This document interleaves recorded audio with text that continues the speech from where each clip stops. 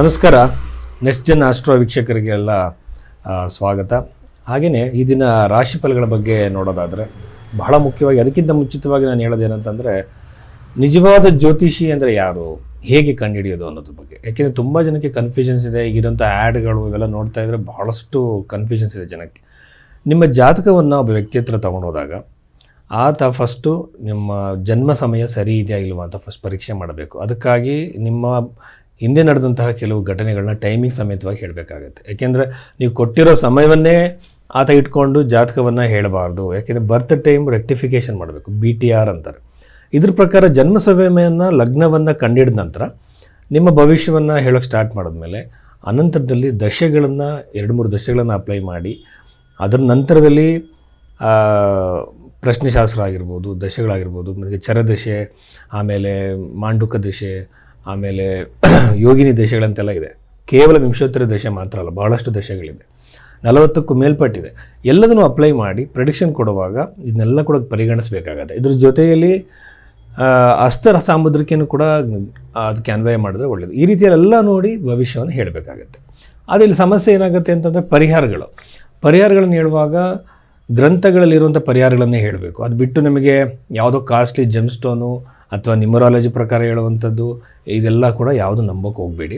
ಆಮೇಲೆ ನ್ಯೂಮರಾಲಜಿ ಇದನ್ನೆಲ್ಲ ಹೇಳೋರು ಇನ್ನೊಂದು ವಿಷಯ ಏನಂತಂದರೆ ಒಂದೇ ದಿನದಲ್ಲಿ ಭಾಳಷ್ಟು ಜನ ಹುಟ್ಟಿರ್ತಾರೆ, ಅವ್ರ ಭವಿಷ್ಯ ಒಂದೇ ಥರ ಇರಲ್ಲ.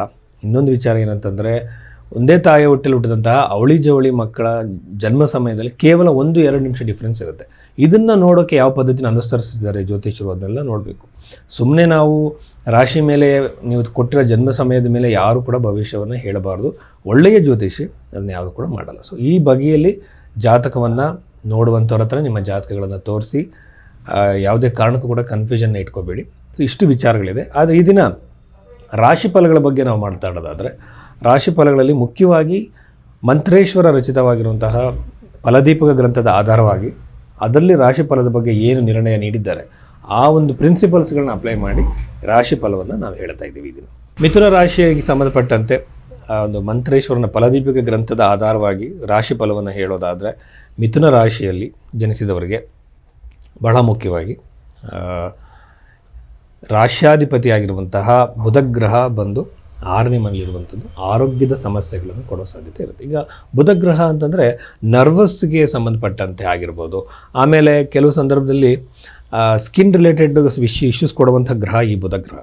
ಸೊ ಹಾಗಾಗಿ ಇದರಿಂದ ಆ ಥರ ಇಶ್ಯೂಸ್ ಬರೋ ಸಾಧ್ಯತೆ ಮಿಥುನ ರಾಶಿಯವರಿಗೆ ಇರುತ್ತೆ. ಮತ್ತು ಮಿಥುನ ರಾಶಿಯಲ್ಲಿ ಹುಟ್ಟಿದಂಥವ್ರಿಗೆ ಸ್ವಭಾವತಃನೇ ಬುದ್ಧಿವಂತಿಕೆ, ಅವರ ಶಾರ್ಪ್ನೆಸ್ಸು ಅತಿ ಹೆಚ್ಚಾಗಿರೋದರಿಂದ ಹೊಸ ಬಿಸ್ನೆಸ್ಗಳು ಮಾಡೋದಾದರೆ ಖಂಡಿತವಾಗಲೂ ಇದು ಒಳ್ಳೆಯ ಸಮಯ ಅಲ್ಲ, ಸ್ವಲ್ಪ ಮುಂದಕ್ಕೆ ಆಗಬೇಕು. ಸಮಯ ಅಷ್ಟು ಉತ್ತಮವಾಗಿಲ್ಲ. ಹೊಸ ಬಿಸ್ನೆಸ್ಗಳನ್ನ ಹೊಸ ವ್ಯವಹಾರಗಳನ್ನಾಗೆ ಪ್ರಯತ್ನ ಪಡ್ತಿರೋದ್ರಲ್ಲ, ಬಹಳ ಸ್ವಲ್ಪ ಮುಂದಕ್ಕೆ ಹಾಕಿದ್ರೆ ಒಳ್ಳೆಯದು. ಆಮೇಲೆ 2ನೇ ಮನೆಯಲ್ಲಿ ಗುರುಗ್ರಹ ಬಂದಿರುವಂಥದ್ದು ಬಹಳ ಒಳ್ಳೆಯದು. ಯಾಕಂದರೆ ಸಪ್ತಮೇಶ ಆಗ್ತಾನೆ, ಇಲ್ಲಿಂದ ದಶಮಾಧಿಪತಿ ಆಗ್ತಾನೆ, ಅಲ್ಲಿಂದ ಗುರುಗ್ರಹ 2ನೇ ಮನೆಯಲ್ಲಿ, ಅದು ಕೂಡ ಚಂದ್ರನ ರಾಶಿಯಲ್ಲಿ ಮತ್ತು ಎಕ್ಸಾಲ್ಟೆಡ್ ಅಂತ ನಾವು ಹೇಳ್ತೀವಿ. ಉಚ್ಚ ರಾಶಿಯಲ್ಲಿ ಗುರುಗ್ರಹ ಇರುವಂಥದ್ದು ಬಹಳ ಶುಭ. ಆರ್ಥಿಕ ಲಾಭ ಉಂಟಾಗುತ್ತೆ. ನೀವೊಂದು ಹೊಸ ಬಿಸ್ನೆಸ್ ಮಾಡ್ತೀರಿ, ವ್ಯವಹಾರಗಳು ಮಾಡ್ತೀರಿ, ಇದರಿಂದ ಆರ್ಥಿಕ ಲಾಭ ಉಂಟಾಗುತ್ತೆ. ಫೈನಾನ್ಷಿಯಲ್ ಫ್ಲೋ ಹೆಚ್ಚಾಗೋ ಸಾಧ್ಯತೆಗಳಿರುತ್ತೆ.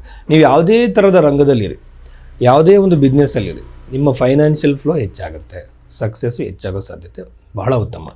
ಅನಂತರದಲ್ಲಿ ಗುರುಗ್ರಹದ ಒಂದು ದೃಷ್ಟಿಯಿಂದ ನಾನು ಹೇಳೋದಾದರೆ ಅವರಿಗೆ ಹಲವಾರು ಥರದ ಆಧ್ಯಾತ್ಮಿಕ ಅನುಭವಗಳಾಗೋ ಸಾಧ್ಯತೆಗಳಿರುತ್ತೆ.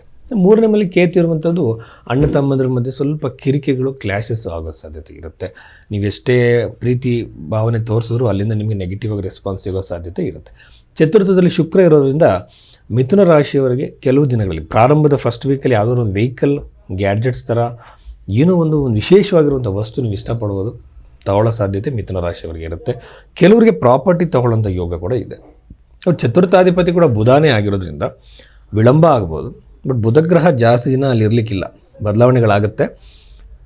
ಪ್ರಾಪರ್ಟಿ ತಗೊಳ್ಳುವಂಥ ಯೋಗ ಖಂಡಿತವಾಗಲೂ ಕೂಡ ಪ್ರಾಪರ್ಟಿಗೆ ಸಂಬಂಧಪಟ್ಟಂತೆ ನೀವೇನಾದರೂ ಪ್ರಯತ್ನ ಮಾಡ್ತಾಯಿದ್ರೆ, ಬ್ಯಾಂಕ್ ಲೋನ್ಸು ಆ ಥರ ಏನೋ ಪ್ರಯತ್ನ ಮಾಡ್ತಾಯಿದ್ರೆ ಅವರಿಗೆ ಈ ಒಂದು ನವೆಂಬರ್ ಮಾಸ ಭಾಳ ಉತ್ತಮವಾಗಿದೆ ಮಿಥುನ ರಾಶಿಯವರಿಗೆ.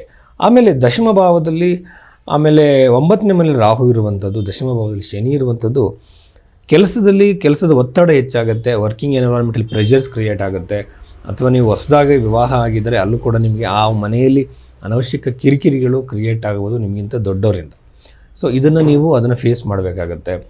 ಬುಧಗ್ರಹಕ್ಕೆ ಸಂಬಂಧಪಟ್ಟಂತಹ ಜಪಗಳಿಗಿಂತ ನಿಮಗೆ ಯಾವ ದಶೆ ನಡೀತಿದೆಯೋ ಆ ದಶೆಯ ಗ್ರಹಗಳ ಜಪವನ್ನು ಮಾಡಿದ್ರೆ ಈ ಒಂದು ನೆಗೆಟಿವ್ ಇದು ಕಡಿಮೆ ಆಗ್ತಾ ಹೋಗುತ್ತೆ. ಸೊ ಅದ್ರ ಬಗ್ಗೆ ನೀವು ಯಾವುದು ತಲೆ ಕೆಡಿಸ್ಕೊಳ್ಳೋದು ಬೇಡ. ನಿಮಗೆ ನಡೀತಿರೋ ದಶೆಯ ಗ್ರಹಗಳ ಒಂದು ಜಪವನ್ನು ಮಾಡಿ.